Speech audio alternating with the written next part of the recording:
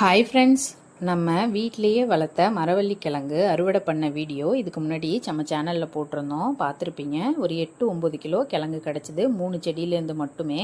இப்போ அதை மறுநடவு எப்படி செய்யணும் அப்படின்றத பார்க்கலாம்.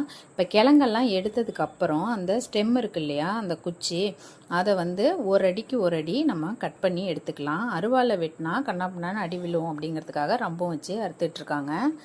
இதுக்கப்புறம் ஈரப்பதமான மண் பொல பொலன்னு இருக்கிற மண்ணில் ஒரு ஹோல் மட்டும் போட்டுட்டு அதில் அப்படியே நம்ம நட்டு வைக்க வேண்டியதுதான். செடி மட்டும் மேவாக்கில் இருக்கிற மாதிரி கரெக்டாக பார்த்துக்கணும். ஏன்னா டக்குன்னு நமக்கு அடையாளம் தெரியாமல் கீ சைடாக ஊனிட்டோம் அப்படின்னா செடி வராது.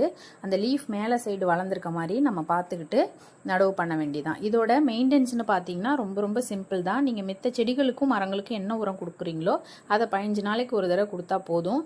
அப்படி எதுவுமே இல்லைன்னா கூட சாண எருவு இருந்துச்சுன்னா கூட தெளித்து விடலாம்.